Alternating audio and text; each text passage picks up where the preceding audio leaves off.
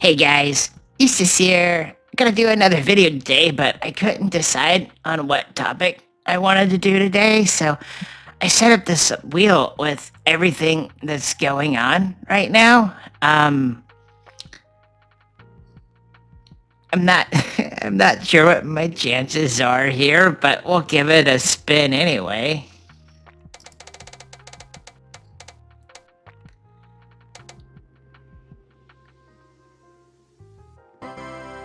Ah, dang it. I gotta do another video on Minneapolis.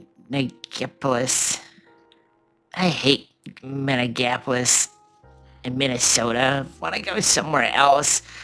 Okay, well, will is spoken. So, let's talk about Minneapolis again.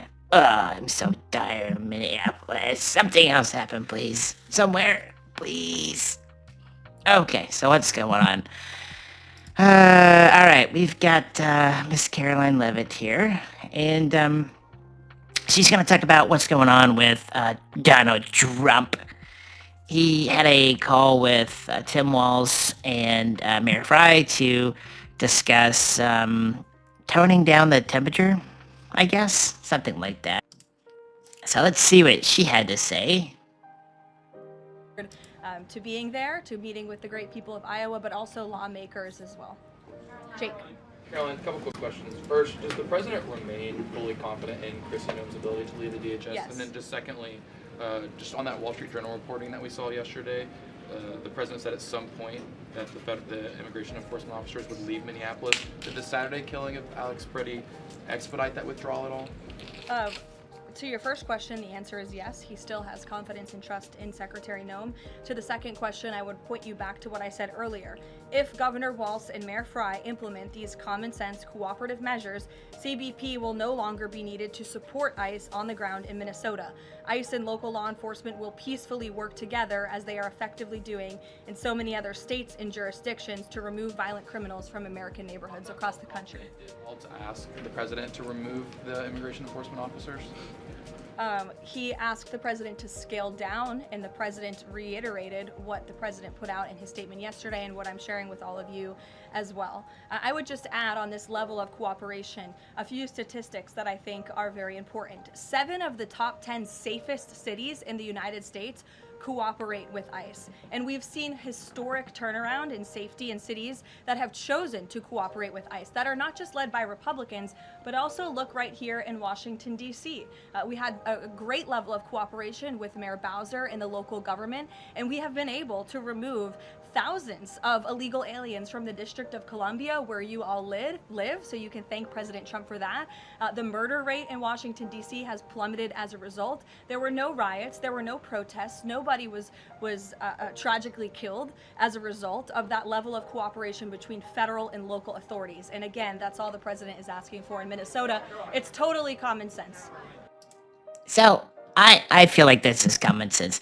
And what's really interesting about this exchange is when she's talking about the conversation that Tim Walz had with the president. If I can find it without messing up. Walz asked the president to remove the immigration enforcement officers? He asked the president to scale down, and the president...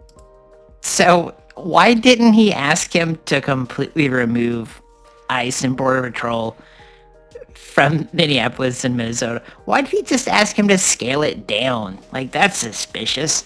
It's almost like they want the confrontation. And this last little bit here. Tragically killed as a result of that level of cooperation between federal and local authorities. And again, that's all the president is asking for in Minnesota. It's totally common sense. So just that cooperation would make a world of difference. And there's a really interesting post here from this guy. Okay, so Kevin Bass, he says, I am horrified. I cannot believe it. I analyzed public databases and media reporting on violent confrontation with ICE over the past year. Just 9 counties accounted for 2/3 of violent confrontations with ICE in America.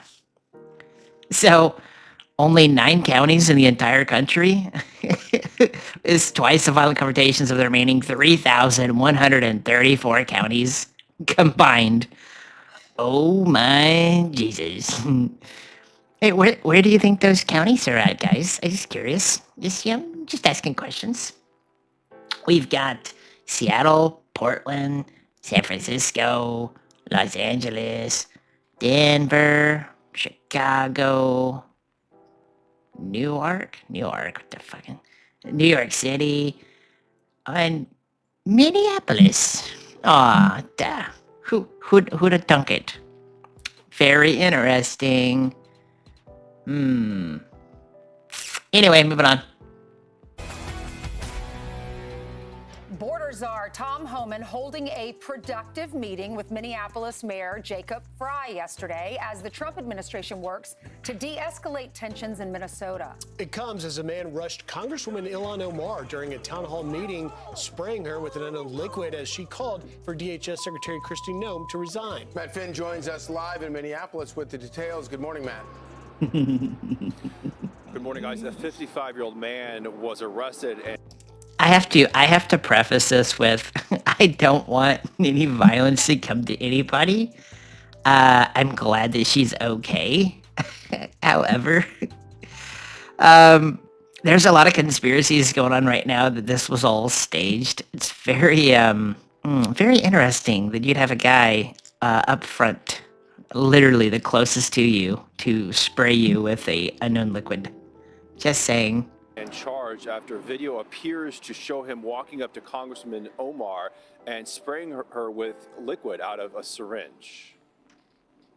Secretary Kristi Noem must. So he's right here. He's literally in the closest seat to her. Resign or face impeachment.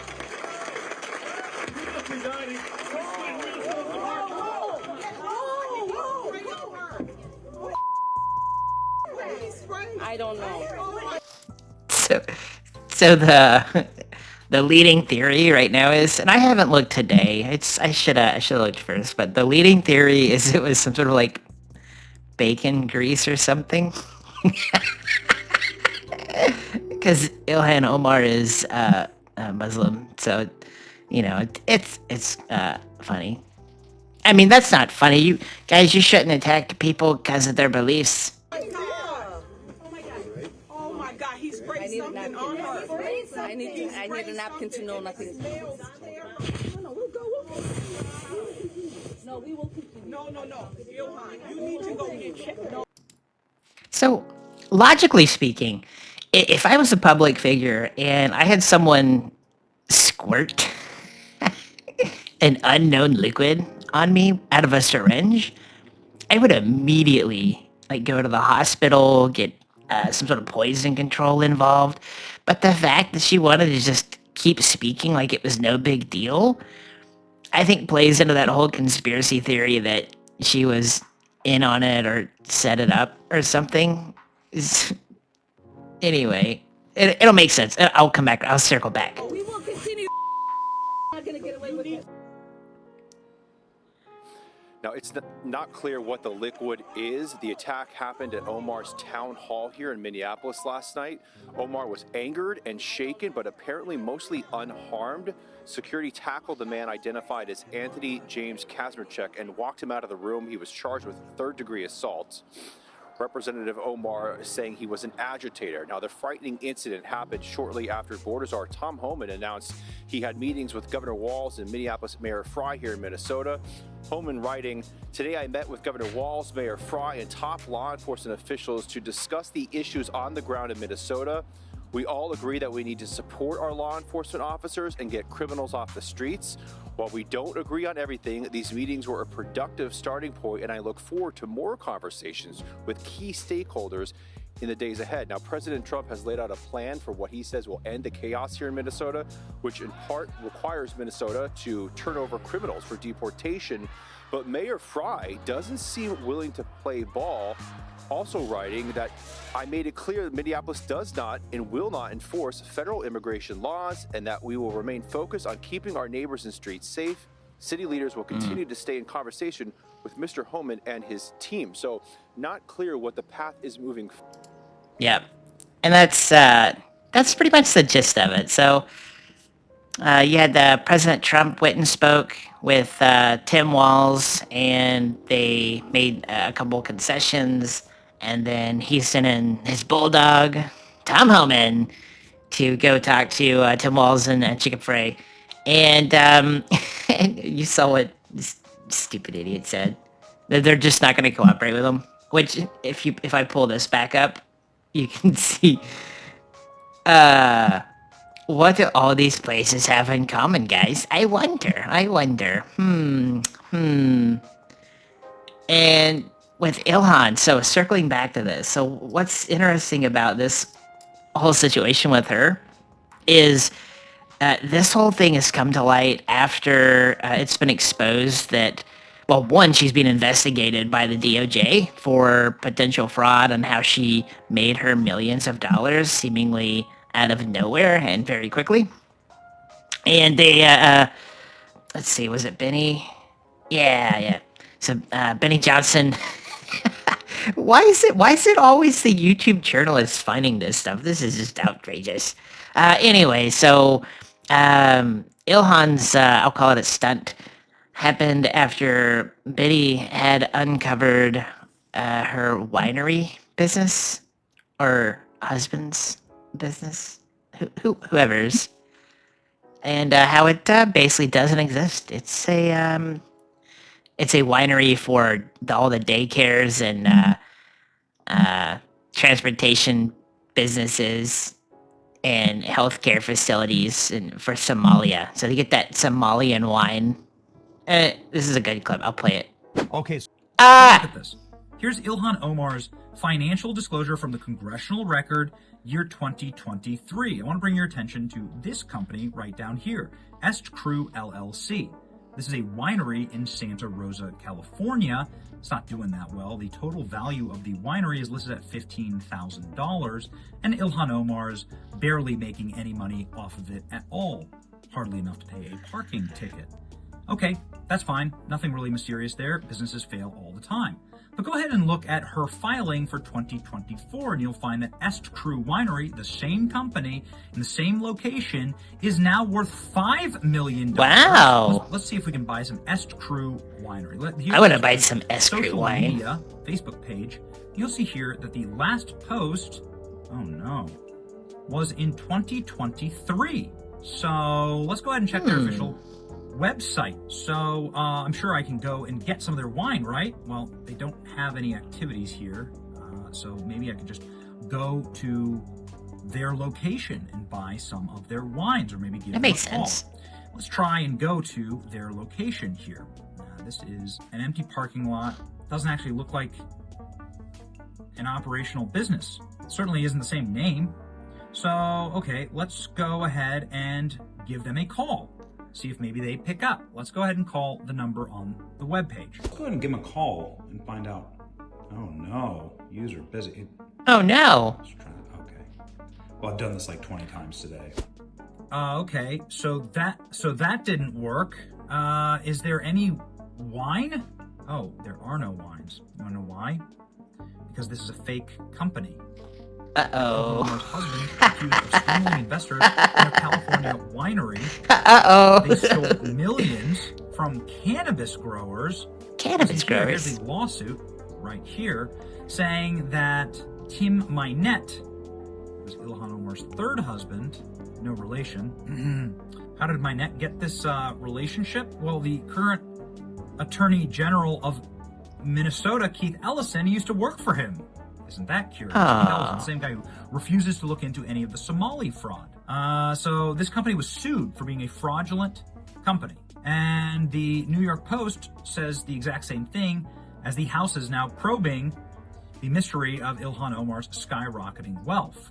They said that Ilhan Omar went from being one of the poorest members of Congress, worth negative $65,000, to being one of the richest, worth $30 million. Here's a rare photo of one of their wines that they allegedly made, The Devil's Lie. This is a lie. And maybe it's the devil's lie.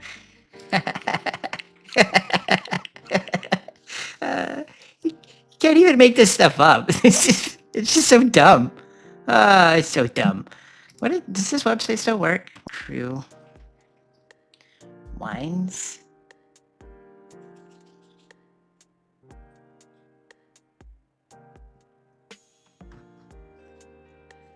Where's the website? Give me the website.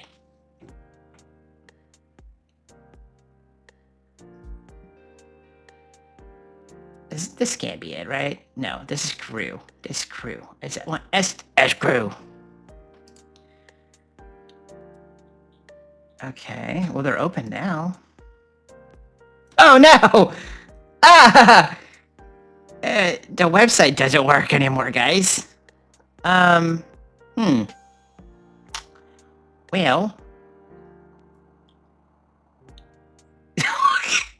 Is this the wine lyrics? Oh god.